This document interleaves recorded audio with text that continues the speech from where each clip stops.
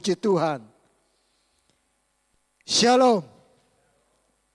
Ya, hari ini kita kembali boleh bersama-sama beribadah.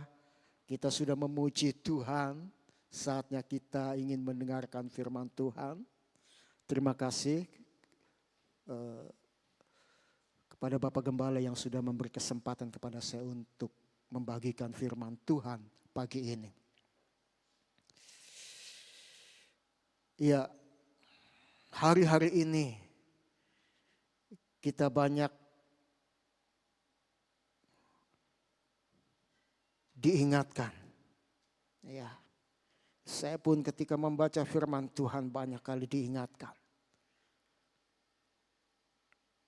Waktu Tuhan tidak lama lagi.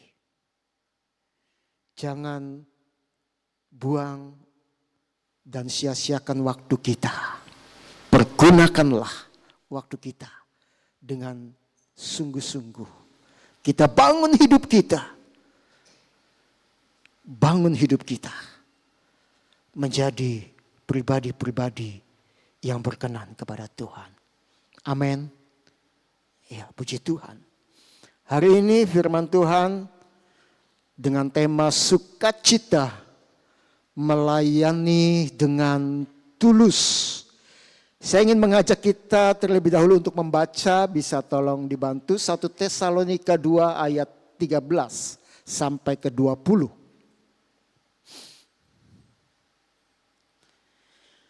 Dan karena itulah kami tidak putus-putusnya mengucap syukur juga kepada Allah. Sebab kamu telah menerima firman Allah yang kami beritakan itu bukan sebagai perkataan manusia, tetapi dan memang sungguh-sungguh demikian sebagai firman Allah yang bekerja juga di dalam kamu yang percaya. Sebab kamu saudara-saudara telah menjadi penurut jemaat-jemaat Allah di Yudea, jemaat-jemaat di dalam Kristus Yesus, karena kamu juga telah menderita dari teman-teman sebangsamu segala sesuatu yang mereka derita dari orang-orang Yahudi. Bahkan orang-orang Yahudi itu telah membunuh Tuhan Yesus dan para nabi dan telah menganiaya kami. Apa yang berkenan kepada Allah tidak mereka pedulikan. Dan semua manusia mereka musuhi. Karena mereka kau menghalangi kami memberitakan firman kepada bangsa-bangsa lain untuk keselamatan mereka. Demikianlah mereka terus-menerus menambah dosa mereka sampai genap jumlahnya. Dan sekarang murka telah menimpa mereka sepenuh-penuhnya. Tetapi kami saudara-saudara yang seketika terpisah dari kamu, jauh di mata tetapi tidak jauh di hati, sungguh-sungguh dengan rindu yang besar telah berusaha untuk datang menengok kamu. Sebab kami telah berniat untuk datang kepada kamu, aku Paulus, malahan lebih dari sekali, tetapi iblis telah mencegah kami. Sebab siapakah pengharapan kami atau sukacita kami atau mahkota kemegahan kami di hadapan Yesus Tuhan kita pada waktu kedatangannya kalau bukan kamu. Sungguh kamulah kemuliaan kami dan sukacita kami. Iya. Surat ini ditulis oleh Rasul Paulus ditujukan kepada jemaat yang ada di Tesalonika. Tadi kita sudah baca bagaimana isi daripada suratnya yang kita sudah sama-sama baca.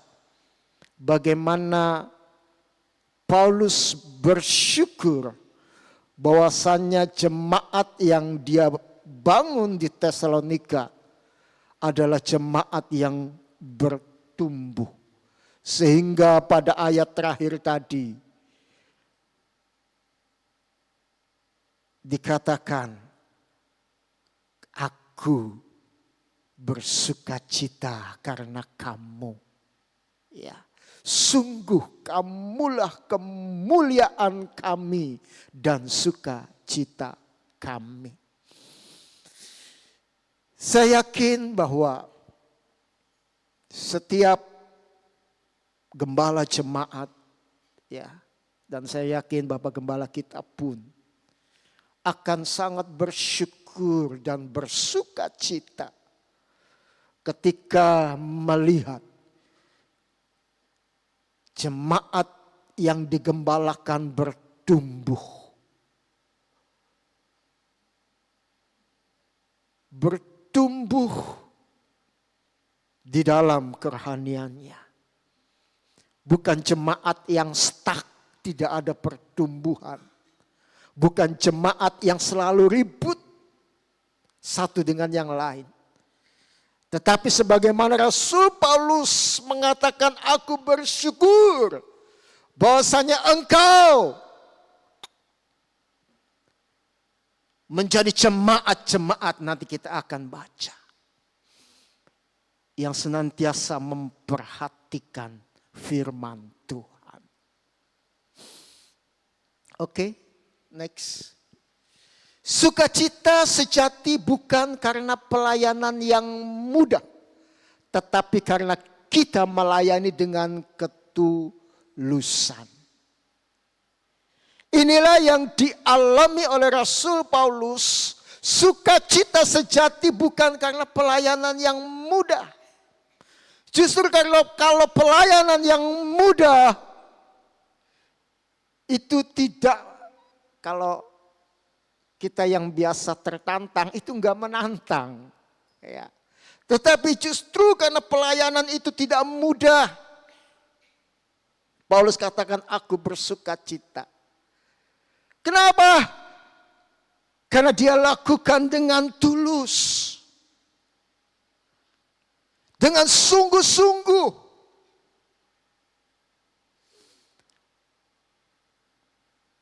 Kami pun belajar untuk melayani dengan tulus. Kalau ada di luar sana barangkali mereka tidak lakukan dengan tulus, yaitu urusannya dengan Tuhan. Tetapi tentunya menjadi harapan kita semua bahwa saudara-saudara yang melayani di tempat ini melayani dengan tulus, dengan sungguh-sungguh, melayani hanya untuk kemuliaan Tuhan. Dan ketika pelayanan itu dilakukan dengan ketulusan hati, kemurnian hati, Rasul Paulus merasakan bagaimana sukacita itu memenuhi dia, mengalir memenuhi dia. Saya percaya ada banyak di antara kita pun boleh merasakan itu. Ketika engkau melayani Tuhan dengan ketulusan hati, kemurnian hati, sukacita itu memenuhi kita. Amin. Amin. Iya. Kalau kita lakukan dengan ketulusan di hadapan Tuhan, sukacita itu memenuhi kita.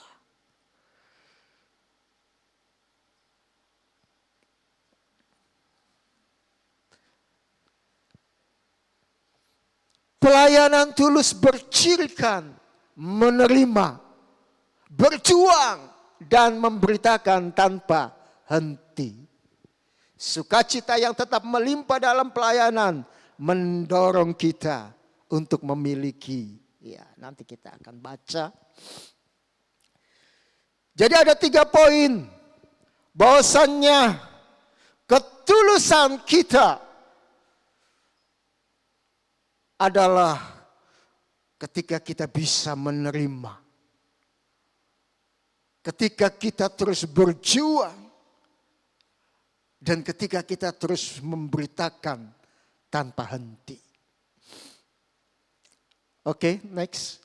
Poin pertama, dikatakan pada ayat yang ke-13 tadi, penerimaan akan firman Allah.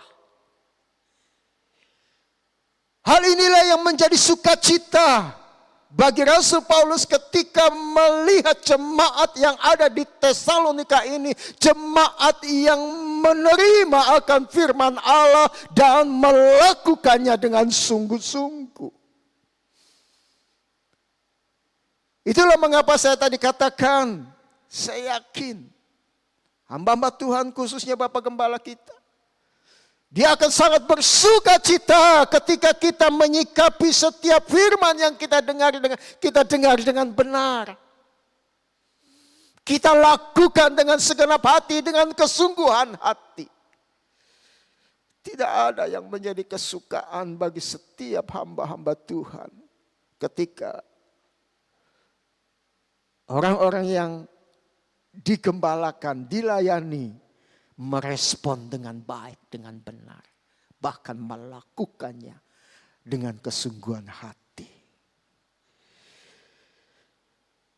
Next.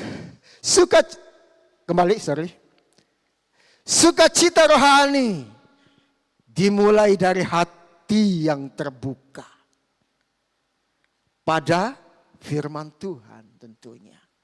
Ya, jadi sukacita rohani dimulai dengan hati yang terbuka, meresponi dengan benar akan setiap firman Tuhan, bukan telinga yang tanda petik gatal pada semata-mata hiburan.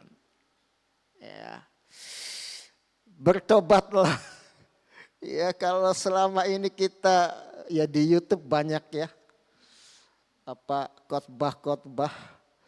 Ya, kalau kita cari khotbah-khotbahnya yang hanya menyenangkan telinga, ya, atau super lucu, ya. Rasa-rasanya kalau itu tidak membangun, kalau membangun sih ya no problem. Tapi kalau hanya menyenangkan telinga kita, tidak sampai menyentuh hati kita yang terdalam, rasa-rasanya sia-sia apa yang kita dengar. Oleh sebab itu, marilah kita senantiasa membuka hati kita untuk kebenaran firman Tuhan yang kita dengar. Karena itulah menjadi awal sukacita rohani kita. Ketika kita membuka hati kita bagi firman Tuhan, sukacita itu akan memenuhi kita. Kalau kita membaca di dalam Lukas 1 ayat 38 bisa dibantu. Lukas 1 ayat ke-38.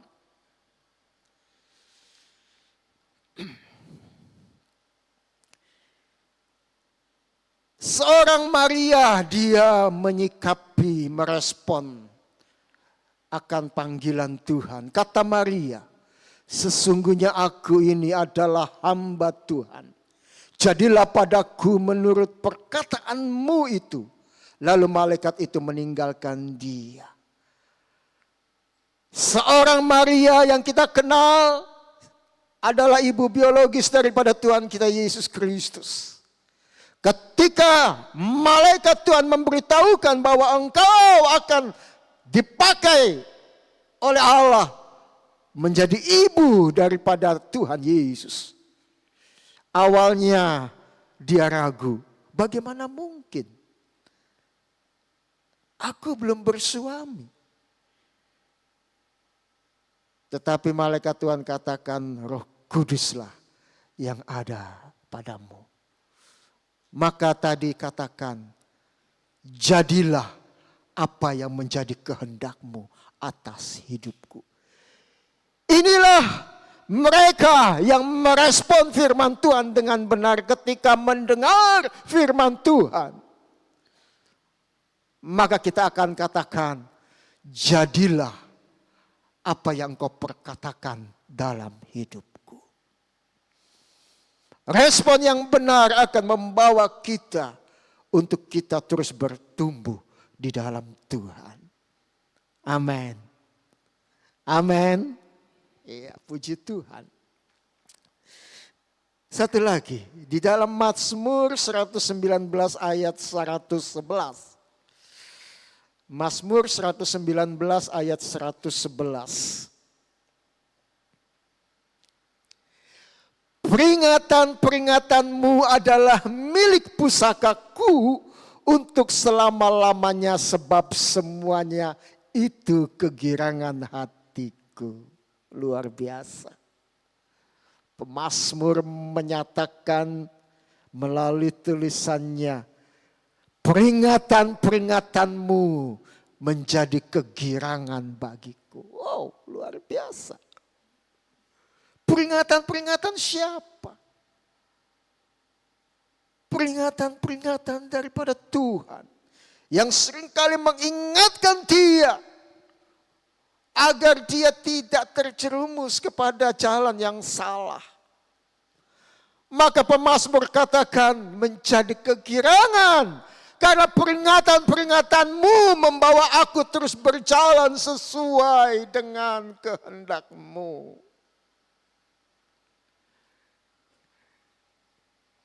Jadi jangan pernah di antara kita ketika mendengar firman Tuhan, ya, mungkin saudara tersinggung. Ada baiknya berarti saudara merasakan akan tikaman firman Tuhan. Tetapi bukan berarti lalu kita membenci si pengkhotbahnya. Responi dengan benar akan firman Tuhan, apalagi kalau itu mengingatkan kita. Ketika kita melakukan kesalahan diingatkan melalui firman Tuhan. Baiklah, sebagaimana pemazmur katakan, peringatan-peringatanmu menjadi kegirangan bagiku. Haleluya. Karena membawa kita berjalan sesuai dengan kehendak-Nya. Kita tidak sampai terjatuh karena tidak ada peringatan yang mengingatkan kita. Tetapi biarlah setiap firman Tuhan yang kita dengar, kita responi dengan baik, dengan benar. Apa sih yang Tuhan mau melalui firman Tuhan yang kita dengar hari itu? Sekarangnya itu adalah menegur kita, menegur dosa-dosa kita, bertobat dan minta ampun kepada Tuhan. Sekiranya itu meluruskan jalan kita, lakukanlah berjalan sesuai dengan firman Tuhan yang kita dengar. Oke, next. Hati yang menampung firman akan menumpahkan sukacita. Haleluya. Hati kita yang terus menampung firman Tuhan dikatakan akan meluber, menumpahkan sukacita ilahi. Tapi sebaliknya hati yang menampung keluhan, nah, menjauhkan dari kebenaran. Tinggal pilih yang mana. Apakah kita lebih memilih keluhan, sukar susah hidup ini, dikatakan akan menjauhkan kita kepada kebenaran. Tetapi ketika kita menampung sebanyak-banyaknya firman Tuhan di dalam setiap kehidupan kita, masuk dalam hati kita, firman Tuhan akan memenuhi kita dengan sukacita ilahi. Haleluya. Jadikan firman Tuhan bukan hanya bahan renungan, tetapi nafas kehidupan setiap hari. Jangan tumpuk firman Tuhan hanya sekedar bahan renungan ya, yang sepertinya tidak menjamah hidup kita. Mungkin hafal kali ya kalau pendeta khotbah, oh ini pasti kesini nih. Oh ini pasti kesini nih. Saking banyaknya renungan dibaca sehingga ketika pengkhotbah hamba Tuhan berdiri menyampaikan firman Tuhan sudah tahu, oh ujungnya ke sini nih. Bukan itu yang Tuhan mau. Yang Tuhan mau setiap firman Tuhan disampaikan, diperkatakan. Biarlah firman itu menjadi kaidan bagi hidup kita.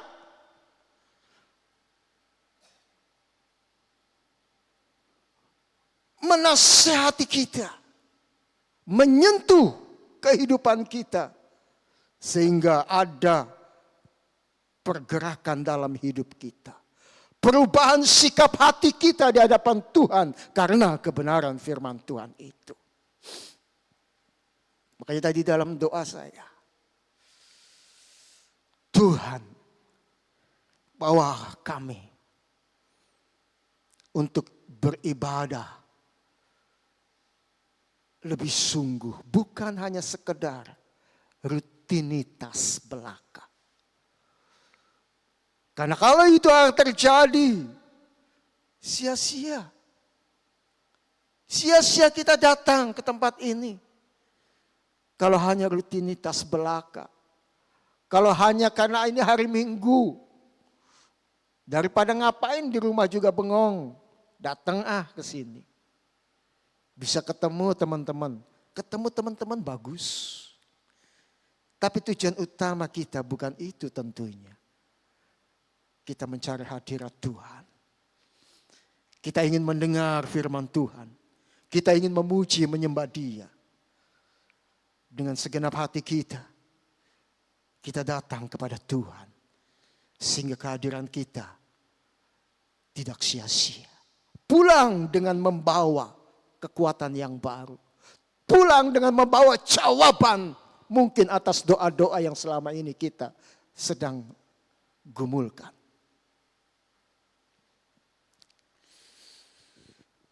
Itu yang pertama. Bahwasanya biarlah setiap kita menjadi orang-orang yang senantiasa siap membuka hati kita menerima firman Tuhan. Karena pada akhirnya kita pun akan menerima sukacita ilahi. Selain daripada tentunya ini menjadi sukacita bagi Paulus, bagi kami hamba-hamba Tuhan yang lain. Adalah sukacita ketika jemaat Tuhan meresponi dengan benar akan setiap firman Tuhan yang disampaikan. Next. Perjuangan tak mudah goyah. Pelayan sejati tak menuntut kenyamanan, tapi memiliki keteguhan dalam penderitaan. Boleh dibuka kembali di dalam 1 Tesalonika 2 ayat ke-14. 1 Tesalonika 2 ayat ke-14. Sebab kamu saudara-saudara telah menjadi penurut jemaat-jemaat Allah di Yudea. Jemaat-jemaat di dalam Kristus Yesus. Karena kamu juga telah menderita dari teman-teman sebangsamu. Segala sesuatu yang mereka derita dari orang-orang Yahudi. Perjuangan jemaat yang ada di Tesalonika tidak mudah. Mereka banyak menghadapi kecaman. Bahkan menghadapi aniaya. Ketika mereka beribadah, ketika mereka ingin mendengar firman Tuhan, ada banyak tantangan yang mereka harus hadapi. Tetapi Paulus melihat bagaimana jemaat di Tesalonika memiliki keteguhan di dalam penderitaan mereka.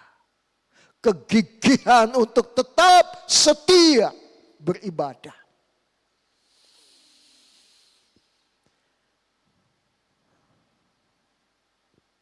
Bukankah di luar sana, saudara-saudara kita juga ada banyak yang saat ini sedang mengalami kesulitan untuk beribadah.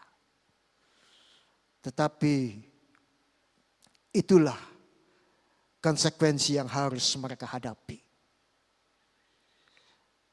Dan kita bukan berarti berleha-leha karena kita nyaman beribadah. Kita juga harus semakin giat menjelang hari Tuhan untuk kita beribadah.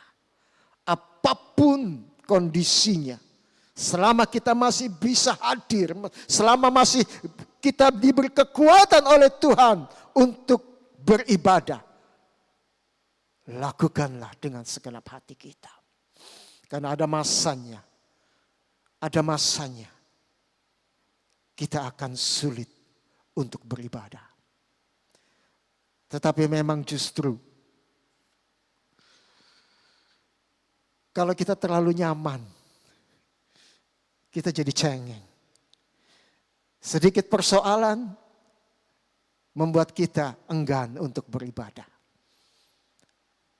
Tetapi ketika aniaya datang, intimidasi datang, justru jemaat Tuhan semakin kuat di dalam Tuhan.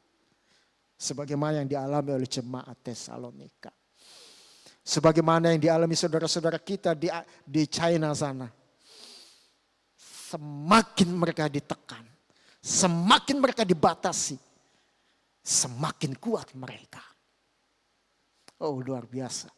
Itulah cara Tuhan untuk mendidik anak-anaknya. Sehingga mereka menjadi anak-anak Tuhan yang siap. Yang teguh imannya. Mereka menjadi anak-anak Tuhan yang berkenan kepada Tuhan. Coba kita buka di dalam Ibrani 10 ayat 32 sampai 36. Ibrani 10 ayat 32 sampai 36. Ingatlah akan masa yang lalu, sesudah kamu menerima terang, kamu banyak menderita. Oleh karena kamu bertahan dalam perjuangan yang berat. Sampai di situ dulu. Kembali. Ingatlah akan masa lalu sesudah kamu menerima terang, kamu banyak menderita oleh karena kamu bertahan dalam perjuangan yang berat. Inilah yang dialami oleh jemaat Tuhan. Ya, kalau ini yang ditulis oleh penulis Ibrani. Ya. Jadi bukan saja jemaat di Tesalonika. Jemaat yang lain yang dicatat juga oleh Alkitab mengalami hal yang sama. Tetapi mereka menjadi jemaat yang terus berjuang. Walaupun harus menderita aniaya. Tentunya ketika melihat jemaat-jemaat Tuhan yang terus berjuang di dalam kehidupan kerohaniannya mereka. Ini jugalah yang menjadi sukacita bagi Rasul Paulus. Sukacita bagi hamba-hamba Tuhan yang melayani. Yang menggembalakan. Ketika jemaatnya, jemaat yang kuat. Yang terus berjuang. Tanpa takut. Amin. Haleluya. Kembali next. Ke PPT. Ke PowerPoint. Ya. Ya. Sukacita sejati terjadi bukan karena absennya penderitaan. Tapi keyakinan kepada Allah yang hadir memberi penyertaan. Ya.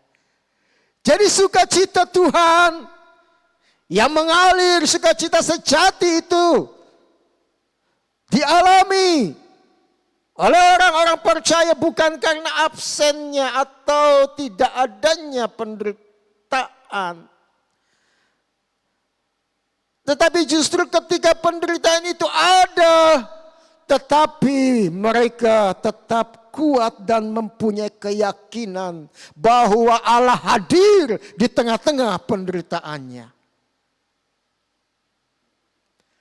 Allah yang hadir memberi kekuatan kepada mereka untuk menghadapi penderitaannya. Itulah makna Natal yang sesungguhnya. Allah Sang Immanuel hadir dalam kehidupan kita. Allah beserta kita. Demikian juga di dalam Kolose 1 ayat 24, bisa dibantu? Kolose 1 ayat 24. Ini yang dialami oleh Rasul Paulus. Sekarang aku bersuka cita bahwa aku boleh menderita karena kamu. Rasul Paulus menuliskan ini. Aku bersuka cita walau aku menderita. Tapi aku menderita bukan karena kesalahanku, tapi karena kamu. Dan menggenapkan dalam dagingku apa yang kurang pada penderitaan Kristus untuk tubuhnya, yaitu jemaat Tuhan. Bagaimana sukacita yang meluap-luap dalam diri Paulus, ya, ketika dia harus berhadapan mengalami penderitaan. Ya, mengalami penderitaan karena melayani jemaat. Ya. Dia berlelah-lelah tinggalkan Yerusalem, tinggalkan Israel, pergi ke tanah Asia untuk memberitakan firman. Bukan perkara mudah. Dia harus menghadapi banyak tantangan, bahkan dari kalangan orang-orang Yahudi itu sendiri. Ya. Dia harus dianiaya, dia harus dicambuk, dipenjarakan. Inilah perjalanan Rasul Paulus, tetapi Rasul Paulus justru katakan, aku bersuka cita menjalani ini semua karena aku mengasihi engkau, jemaatku yang ada di Kolose. Ya. Saat pelayanan menghadapi kritik, tetaplah tekun. Sukacita sejati diuji di jalan penderitaan. Ya, setiap pelayanan tidak kebal dengan kritik. Ada saja ya yang mengkritik pelayanan kita. Ya. Walaupun kita sudah berusaha sebaik-baiknya melayani, tetap aja ada yang kritik. Tetapi di sini dikatakan, mari hadapi itu semua dengan ketekunan dan kesungguhan. Tidak peduli. Ya artinya tidak peduli, maksudnya kalau kritik itu memang kritik yang membangun, ya kita terima. Kalau memang kita salah, ya kita perbaiki. Tetapi bukan memadamkan semangat pelayanan kita. Kita tetap berjuang, kita tetap berusaha melayani dengan kesungguhan, dengan ketekunan di hadapan Tuhan. Karena pada akhirnya sukacita sejati itu akan memenuhi kita. Demikian juga dengan kita. Dalam kehidupan kerohanian kita.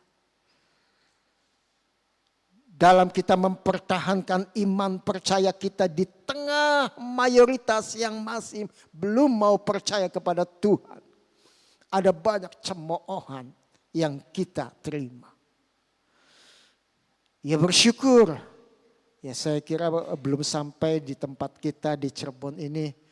Ada jemaat yang sampai dicemooh ya. Ketika mau beribadah.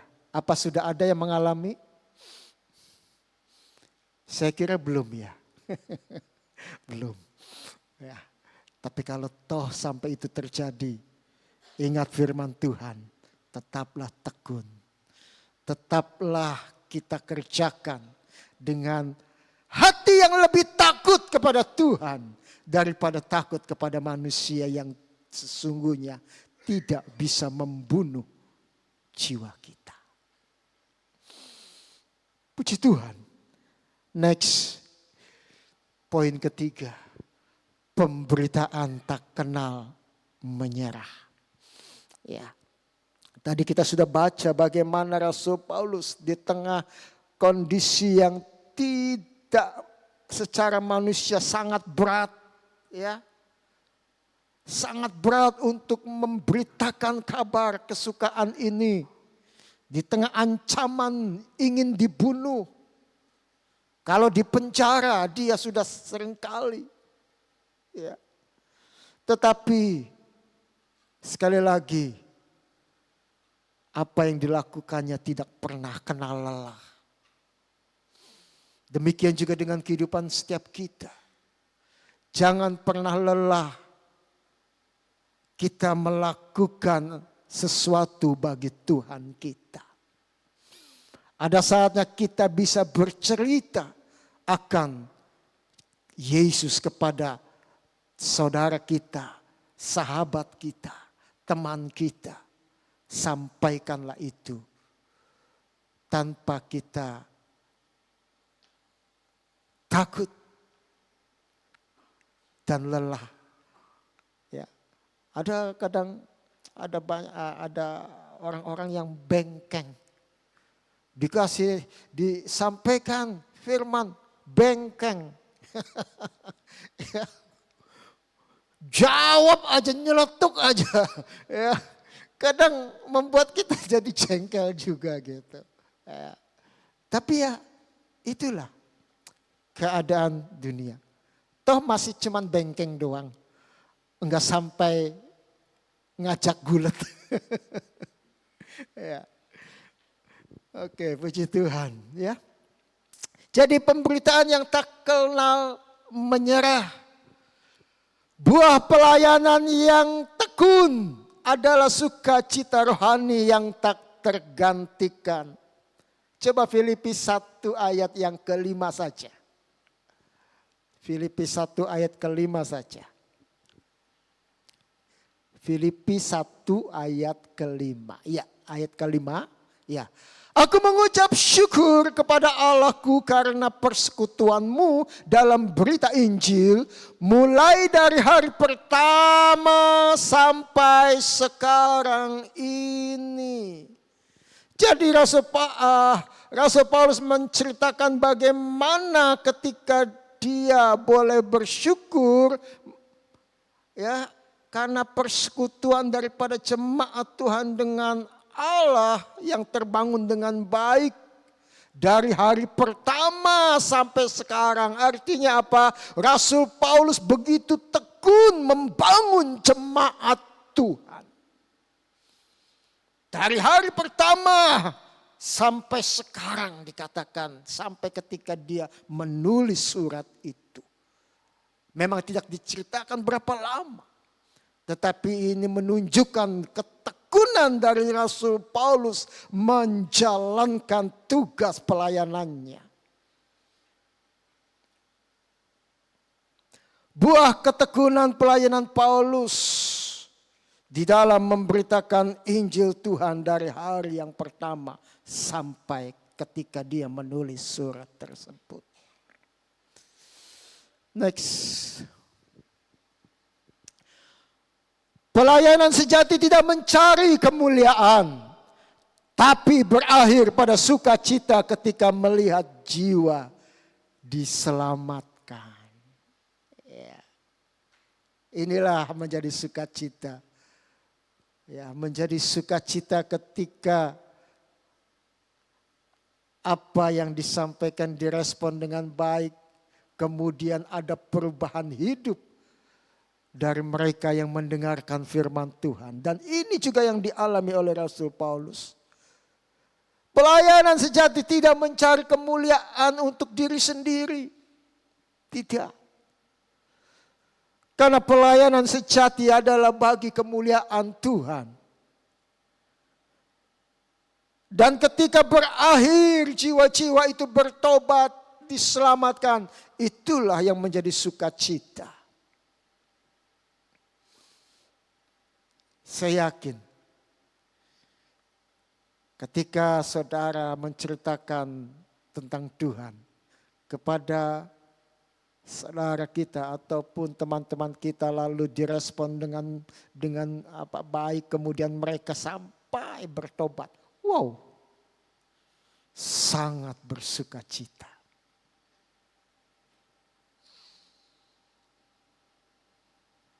Coba kita buka dulu 1 Tesalonika 2 yang ayat 19 sampai 20-nya.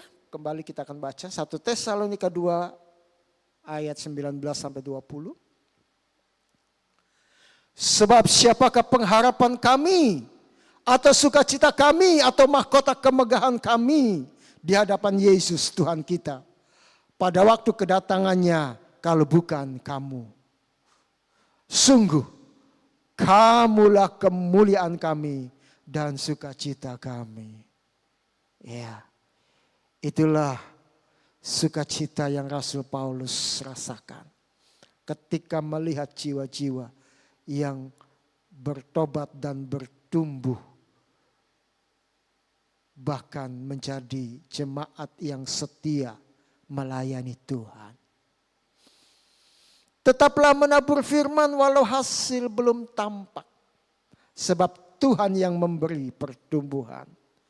Ya, ini juga terjadi, ya, apa yang Rasul Paulus katakan ketika ada jemaat yang berdebat, kami kelompok Apolos, kami kelompok Paulus. Paulus katakan, kami hanya menanam. Kami bukanlah menjadi peran utama. Justru yang menjadi peran utama adalah Dia yang menumbuhkan imanmu. Itu yang dikatakan Rasul Paulus.